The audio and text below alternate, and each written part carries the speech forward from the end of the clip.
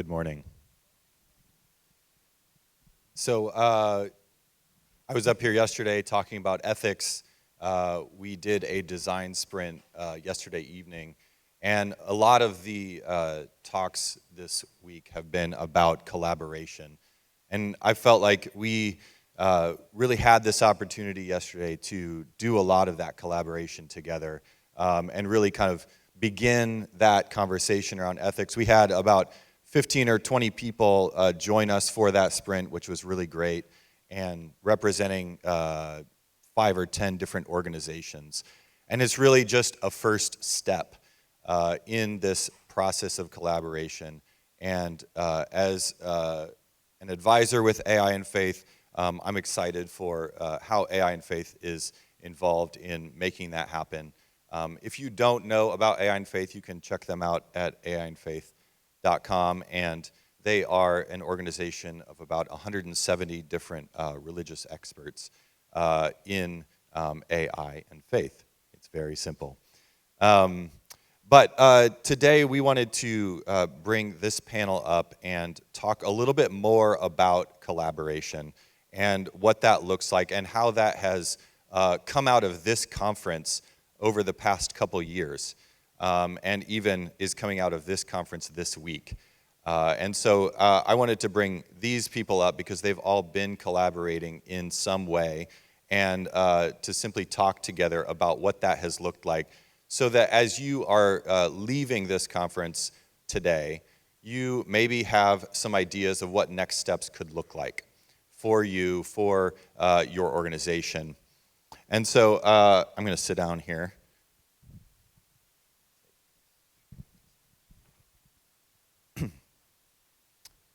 So I'm going to start with Thomas and Gregory. So the two of you met last year at this conference, and you really connected, and some collaboration has come out of that.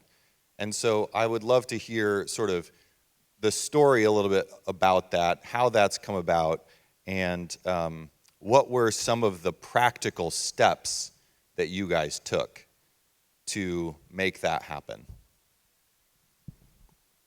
I say, Gregory, you're more extroverted than me, so you can do it. Yeah, okay. Morning, good to be here again. Don't look so excited. No, my mind is right now kind of editing and self-censoring, but I think I'm going to give the unvarnished, as Thomas likes to say, not dressed up for prom version of the story. So never heard of Thomas or met him at all until last year. Heard him, he came up and he had a short talk about this project he envisions about using the power of AI to do matching in discipleship groups. In real time with my local church back in Dallas, we continue to struggle with that. There's spreadsheets full of people, and you have this bucket of people that want to be discipled, and you have, another bigger bucket of people that are potential disciples or disciplers, And in our men's ministry specifically, which is what I'm involved in, I'm sure it goes on in the women's ministry too, but I'm involved in the men's ministry, so I know about that. In the men's ministry at my church, it's a big effort. Like we are very adamant about men need to be constantly discipling and being discipled. So this is a real problem we were trying to solve. So I immediately was drawn to not so much Thomas, because I didn't know him, but the idea. And I thought, this is an opportunity. Like, this is a problem I need solved. Let me partner with this guy who I have no idea who he is, and let's see what we can get working. If you heard me speak yesterday, you pick up that I'm a very, let's execute. It doesn't need to be pretty to start, but let's execute. Thomas, I think, is the opposite end of that spectrum. So if you think, if we're painting some picture of a romantic, and we met and we hit it off and, boom, and this app popped out to shoot. It wasn't like that at all. I was over here feeling like we're not moving fast enough. Let's go. Thomas is being very meticulous about we need to get structure in place, and those two things don't intuitively work well together. But because both of us, I heard in what Thomas said, this is his heart. Like he said about 15 times in a 15-minute talk, I'm not doing this for the money. I don't want to get VC, venture capital backing. I want to be able to do this in a responsible way to where it's really ministry focused. That spoke to me. So because I heard his heart is aligned with my heart on the ministry aspect of it, I was willing to sacrifice and say, look, even if our work methodology or approach isn't equal, I believe this is of God. I have to lean into it. And one of the speakers yesterday spoke about faith-based risk. I took faith-based risk. Like, this is a risk. I feel we should be doing this different, or we could be doing it faster or slower or whatever. But because I believe this is of God, and because I firmly believe humans are not built by God to do things in silos. In anything. God, made earth. I'm not going to go into the whole Genesis diatribe now, but everything was good. He saw the earth, he saw the sky, he saw the waters, he saw this, and every day he'd reflect back, Yahweh, it was good, it was good, it was good. The one thing he said wasn't good, I saw that man was alone. It's not good. Like from the onset, we are not built for no community. So even when it's uncomfortable, my suggestion is collaboration is probably not going to be easy. You're going to hear romantic stories about how it ends well. It probably ended well because people were stubborn and they stuck with it. Some cases in the corporate world, they stuck with it because they see the dollar figures at the other end. I would hope in this room we stick with it because we see the vision on the other end. We see God's calling on the other end. We see purpose on the other end. But if you stick with it, I believe there are good outcomes. So, world's longest answer for a short question. That's a great answer. Gregory says he's not a preacher, but exactly. I think we know differently. The Spirit of the Lord is upon you in some ways, which is great. Matthew so too, thank but you. not the nice part of Matthew. So I'll. Yeah, Thomas, what's your take on this collaboration? Oh gosh, there's so many. Let me try to. Brevity is the sole reason here. So many things came out of last year's ABHE conference because we pitched this idea. I met Yvonne Carlson, who's been just amazing on so many levels as a collaborator, professional, colleague, and friend and sister in Christ. That came out of this. I'm involved with some GMO stuff on her advisory board, which turned into being involved in another board with Kingdom Analytics, which turned into some other stuff. That came out of the MAI conference, and she's part of Disciple IQ, which is that company that Greg is referencing, which is doing matching. And I just want to highlight one thing. Be careful on what foundation you build. I love what you're talking about with AI and the responsible AI, but I have been the victim and the perpetrator of the thing called capital and a love of money for my entire career. I have an MBA in finance. What you all love to think about here and dream about and collaborate with your colleagues to change the world and help the church, you're going to go put a lot of money and heart and time into code and marketing and go-to-market strategies. But if it's built on a foundation that's rooted in the love of money, it will become corrupted. And I have worked for lots of FaithTech companies and advised them and been part of them. And do not be deceived. You can either serve God or money.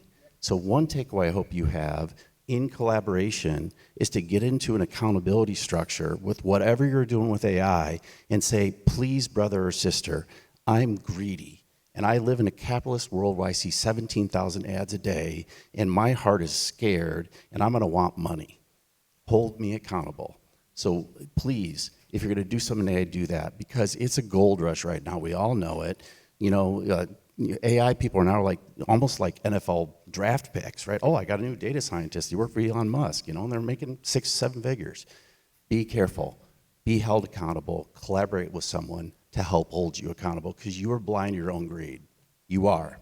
I got tons of friends, and it is shocking what they justify that are believers that go donate millions of dollars and still are full of greed because they're blind to it. So accountability is one aspect of collaboration. What were some of the first steps you guys took out of last year's MAI? Well, what happened is we soft launched this company because we didn't want to take any venture capital because everything I just mentioned.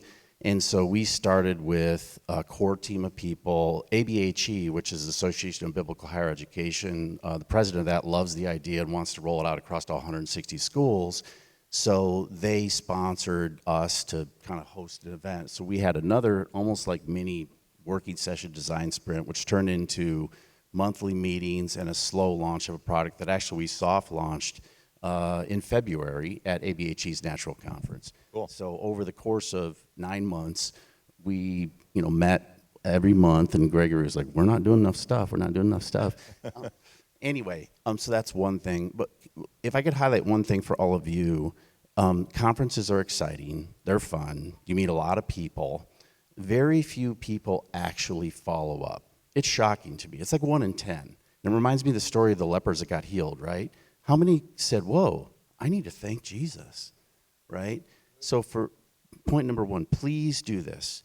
There are a ton of people here that volunteered their time, that have no time to make this conference happen, right?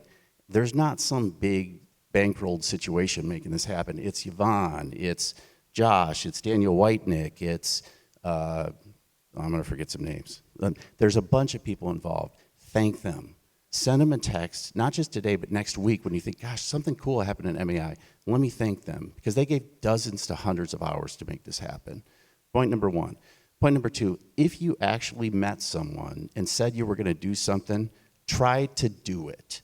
You will differentiate yourself in the world if you actually do what you said you were gonna do, and not some glad-handled thing like, "Oh yeah, we should connect." If you said it, just do it. That'll bear fruit. Way more than your AI code, by the way. Facts. You preach too. Let me add the other side of that. So 100% accurate. We met for the entire year, at least, you said it was monthly, I think it was weekly. There was a weekly cadence where about 5 of us met whenever we could, if no one's traveling, whatever, just on a Zoom call, and that cadence was there. So we were building relationship, building structure. We did almost nothing technical.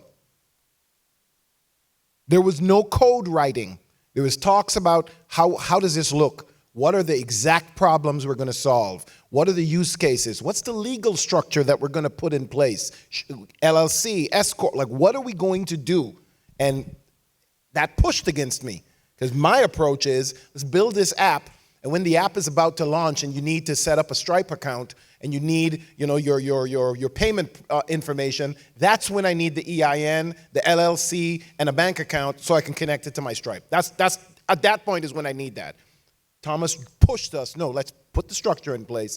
And I would say probably 4 or 5 months into the year, that's when we started, okay, we now know the use cases, we know the structure, now we did some technical stuff. Now we started architecting our Snowflake backend. Now we started figuring out how we're going to build the front-end dashboards.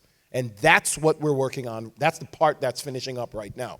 So that's the soup to nuts of what we actually did. Yes. Yeah. Thank you. That's great. Marcus, I have a question for you. You and I started collaborating because of AI and Faith. And we got connected through AI and Faith. Even though we both live in Chicago, we didn't know each other. And I'm curious, from your perspective, what do you think, because you're in the academic space, you're in the technical space, I'm in the business and ministry space. So, we're kind of we're bridging a gap here. But from your perspective, what made it possible to say, yes, collaboration makes sense in this case? Yeah, I think, so for my PhD studies, I work at this interdisciplinary intersection. My day job is combining machine learning and artificial intelligence with problems in quantum mechanics, solid state physics, and chemistry. That's my dissertation. And being on the side of machine learning and AI, it's really important that I connect with folks in chemistry and quantum mechanics and solid state physics so that I have a clear reckoning of where their pain points are, what the problems are. And I think in this space of AI ethics, there are lots of folks working at tech companies, and they are making ethical decisions without really recognizing that they're making ethical decisions. And I think that is the point at which there needs to be these interdisciplinary intersections of practitioners and folks who are thinking hard about the ethics and the humanities. And that's something I've really gotten out of AI and faith, is being able to connect to a lot of folks. And from the technical end, I can start to break down for folks who are philosophers and theologians some of these technical principles and really unpack where some of my concerns are as a practitioner. And then we can work together, because I don't necessarily, I've struggled myself to recognize instances where I'm making ethical decisions without recognizing the ethical implications of what I'm doing. Yeah, so we met maybe July last year at a Starbucks, and over the course of the last year have had any number of Zoom calls. Even though we're in Chicago, we still Zoom. And I asked a lot of stupid questions, just tons. And Marcus was so gracious in explaining in so many ways the answers to a lot of these questions. But it started as a dialogue, and it just started as, a conversation. And then at some point we said, what would it look like to collaborate? What would it look like to move forward and take some of this dialogue that we have and be able to share it with a broader audience? And I think that's been really valuable. Yeah, can I just throw in one thing here? And I just want to give Marcus some credit here. AI and Faith, he's been part of it for how many years? About 2 years. 2 years. And, he just mentioned quantum mechanics and machine learning and University of Chicago PhD. And he has patiently, graciously come alongside a lot of people who are 100,000 feet in the air that barely can spell AI, that are part of our community, and help them. So here's one, thank you so much, because he brings solidity and depth and takes us back to reality, right? When I gloss over something and say, oh, we're going to develop that, it's not too hard. Actually, Thomas, blah, blah, blah. And I'm like, oh, crap. But the point here is, for those of you in the audience, a takeaway, we need you. We need your collaboration, and we need you to be humble and patient and kind and gentle with us, and come alongside us, and don't give up. Marcus I've seen him do it over and over, just gently keep going, and it's helped make AI and faith better. So if you're on that end of the spectrum as a data scientist, please, we need you more than ever. Thank you, Thomas. And I would just have one more thought quickly. I think practitioners have maybe done themselves a disservice to some degree in describing these systems as a black box. I can just picture some meeting with technical folks and management, and technical folks are just like, oh, don't worry about it. It's just a black box. Stuff comes in, stuff comes out. Just don't worry. And there is this perception that there are so many things that we don't understand about how these systems work. And it's true that there are a lot of open problems in this space. There are a lot of things we don't know. But if you talk to folks who are investigating the technical aspects, there's a lot that we can say. There's a lot that we can quantify about how these systems are operating. And I think that it's important that even though there are some black box problems and some ways in which we can't quite envision what the model is doing and how it's doing it, we do have tools to unpack these systems. And describing these as a black box isn't an excuse for not understanding what's happening, what's occurring at the system level. So if you all are using these technologies, just please try to understand them. Ask stupid questions is, I think, what he's saying in part. Christine, I have a question for you. So we sort of have an example of a team that's sort of kind of spinning up an organization. You have an example of guys who are just having a conversation and wanting to sort of take the benefits of that conversation and share it more broadly.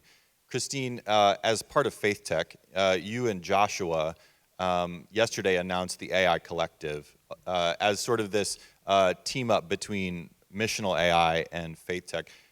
What about those two organizations do you feel like has made collaboration possible in that context? Yes, I've been with FaithTech for about 2 months, so it was like, so about a month in, I mean, I've known about FaithTech for a while, but a month in, I got a chance to chat with Joshua, and he had this heart. He's like this, similar to what you both said, like conversations start here, and then people wait, and a year again, the next conference. So Joshua had a heart for continuing the conversation so it doesn't die down. And I think what Daniel Whitenack had also said yesterday when he was talking about it is that James Kelly, who is the founder of FaithTech, had always had this big vision, and he's always like, what can we do to just make this bigger? So I think what helped with the collaboration is James was like, this is what I've been thinking about, this is what I've been seeing, and Joshua is almost like feeling like, I want this to be done. So sometimes you might have an idea that's with you for a while, but the timing might just not be there at the right time. So it just felt like this was like almost like the perfect storm of like, let's do this. Right. So the hearts and minds were always there. It just became, this is the right time. Similar to the conversation where Thomas was like, I've been thinking about this. Gregory's like, I want to do this. And there's like the execute now. There's like, let's think this through. That seems to be what tends to happen with collaboration. Yeah. That's great. Yeah. So we're going to do something I don't think we've done at this conference yet. And I just want to give you guys a chance to maybe talk with each other and 2 minutes. Across these stories, what are some things that are consistent about these stories about that relate to collaboration? How is collaboration happening across these stories that is a little, that there are some similarities? So take literally 2 minutes, talk to someone next to you. What are you noticing across these different stories, across these different organizations that's happening that you might take away from your own, in your own context? I had one thing we talked about yesterday. Here's less talk, more do. So as you do that, can you commit to one thing that you will tell someone else, I'm going to do X because of what happened here, to just vocalize that. So if you're talking about something, what are you going to do? You have 2 minutes.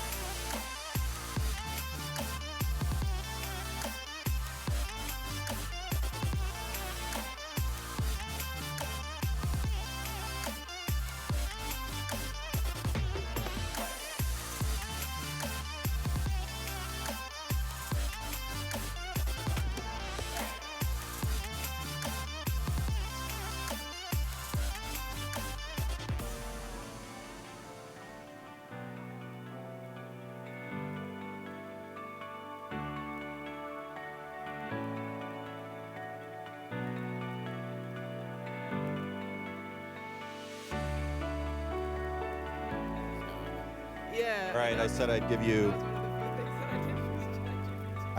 you 2 minutes. I probably gave you 4.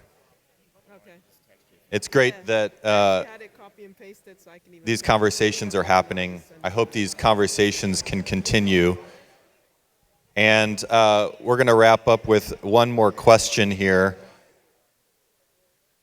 And it is along the lines of what Thomas asked. I'm going to ask our panelists. All right, so they're taking a selfie right now. It's fine. It's good. Okay, so it's 2025. It's Missional AI 2025. It's going to be somewhere. It's going to be great. And what's one thing that you want to have seen done in the past year? What's one thing that you will hope that has changed out of this conference? Coming back next year, it's 2025. What's one thing that you hope, what's one change you hope to see, or one thing you hope to have accomplished coming back? Mark is trying to pawn it off on me. Come on, preacher.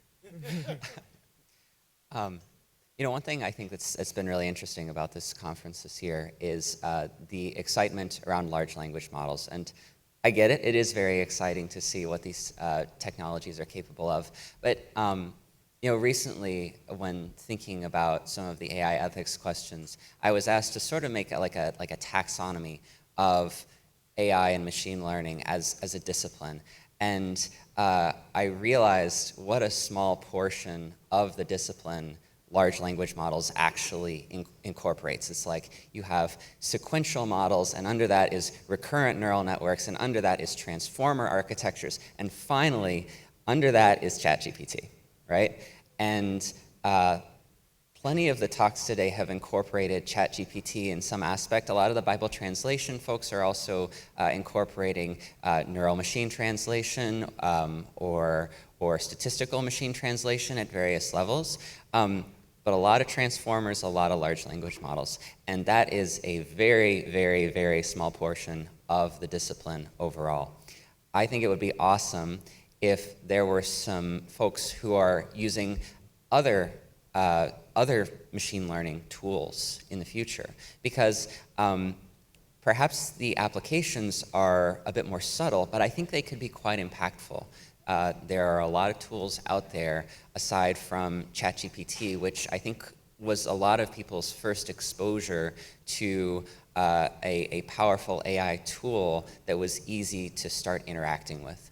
But there's a lot available. The history of AI and machine learning is not just Turing talked about something in the 1940s, it was hypothetical, and boom, ChatGPT came on the scene in 2022. Right? It's a long tale of history, and I think that's worth taking advantage of. Thanks, Marcus.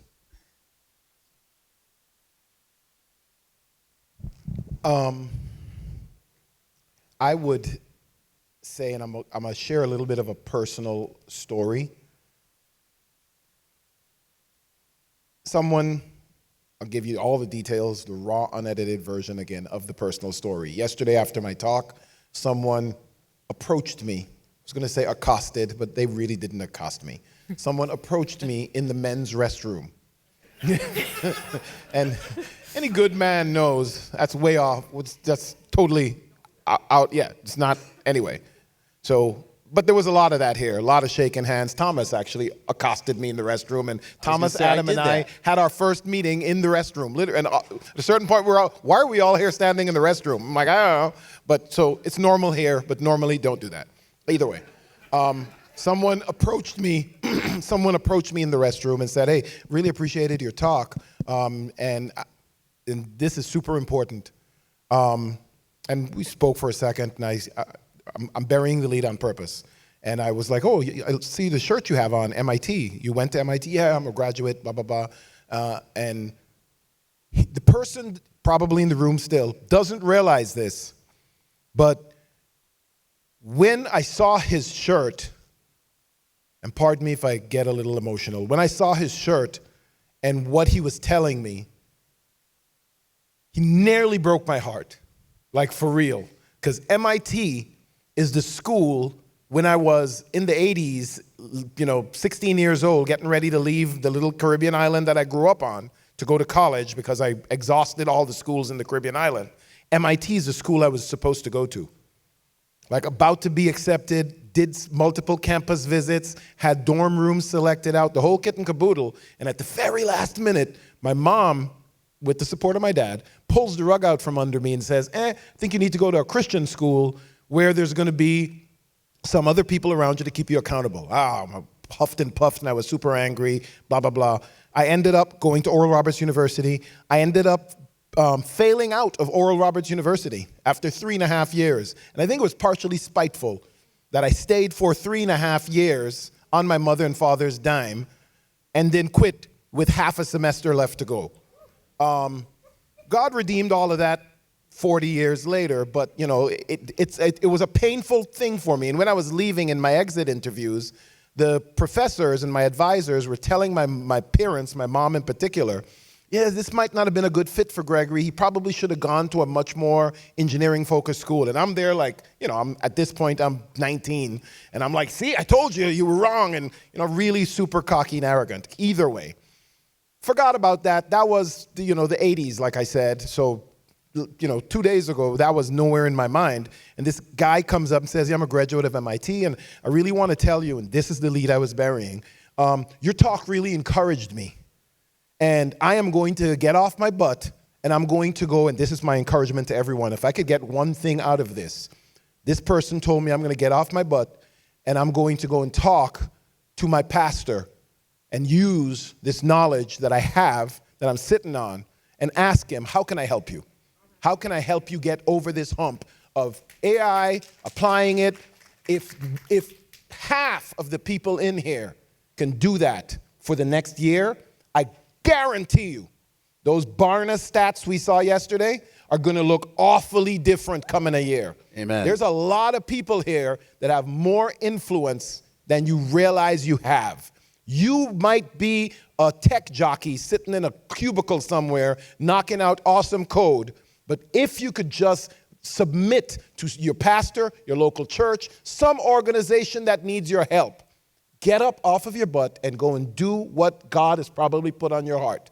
So the redemption phase of that story is, I felt bad, jealous to a certain extent. Oh, this dude, this MIT shirt, I should have gone there. And immediately, the devil brought everything back to me, and why I was so regretful, and why I was so angry with my parents for not letting me go there, etc. And then this dude's going to turn around and tell me, you encouraged me. That was like, yeah, okay, God, I'm going to shut up from now on. You're right. God used the dumb kid that failed out of ORU to encourage the MIT guy. That's the potential that's in this room. Some of you, like me, feel like, yeah, I'm a failure. I screwed this up. God doesn't operate with our limitations of capacity. Like he told Paul, and I'm going to stop preaching now. Is that what this is? Like he told Paul, I need you to be weak, because when you are weak, that's when I get to show that I'm strong. Thank God that I'm a failure, so that God can demonstrate himself through me, and I don't get to take any of the credit, because I promised you I'd screw that up too. Amen. Amen. Amen. All right. Christine, you gotta go last. Okay. Yeah, that's hard to follow, but Christine, can you do that? You don't need to preach. You don't need to preach.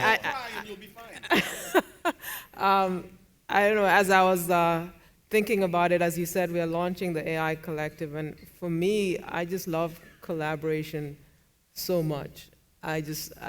Maybe because I just love seeing people come together.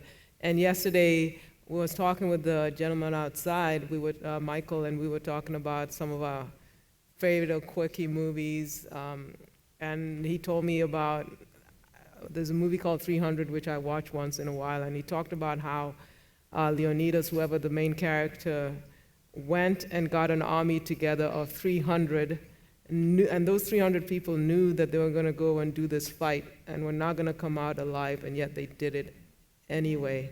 And that sacrificial way of going into battle And I've been seeing some things kind of pop up over the last couple of days around faith and fear, and it seems to be kind of like with AI that also seems to be there. And I've also saw it on my news feed. I opened up YouTube, and there was a preaching that was being suggested to me from Francis Chan titled Faith and Fear. The devotional that I was reading today was talking about Gideon, the story where the angel of the Lord comes to Gideon and addresses him as like mighty man of valor. And there's like, who, me? And then sometimes just kind of piggybacking on that, sometimes we feel like we are fearful that we can't go out, that we don't have anything to value, but God's looking at you as mighty man or woman of valor because he sees you as something different. So I'm hoping that the sum of our parts is greater than our whole as we go into the next year, what I hope in 2025, as we come back and we're just on fire because we've just come together, collaborated in whichever way, whatever small part we can play, and that AI will be just like I said, the totality, not just this one piece of it. It's something that we're comfortable in, that we're leading with, and we're leading with it no matter what, whatever God's leading, things that might be topsy-turvy to the world, foolishness to them, but it's something that we're doing, better business model, better open source, better collaboration, and next year we can come back with like an even bigger, more intimate crowd with deeper relationships built on what we've learned and what we've gone throughout the year. So that's what I hope to see. Amen. Thanks, Christine. Yeah. Thomas, I know that you are one of the founders of AI and Faith, and I'd love for you to share a little bit about the heart of AI and Faith, but also, what does AI and Faith hope to come back in 2025 thinking about? Okay, let me do AI and Faith second real quick. So three things. I'm a Tim Keller acolyte, so I was like the three idea. And these are all kind of pioneering things. Thank you, Yvonne. Actually, she gave me a book after last year's summit about pioneers, and I've kind of embraced that in myself. I love this stuff. So it's a bit visionary, but one thing with Disciple IQ, we've got a BHAG that the church will start to measure one-on-one discipleship. So if I talk to the average pastor right now, they know how many butts they have in seats. They know their average weekly attendance. They know how many small groups they have. They know how many programs they have. How many people are being discipled, actually mentored and discipled? Oh, no, we don't really track that. We have programs. We want to start to track that and see it tracked. That's one thing I'd like next year to be able to show you some metric that says we're working with 46 churches and they're actually tracking this. So that's one. Second one is related to the Trust Council thing. There was a design sprint yesterday. I hope next year we can give you a report out that there's something that happened, not talk, not academic stuff, but something real that starts to bring some seal of approval to some of our AI work that's practical and not ethics washing, right? That's the balance we have to do there. The third thing, and this is the most kind of pioneering, is I've been using ChatGPT for a long time as an early beta user. You guys remember when we had to adjust the parameters and how bad it was when it started?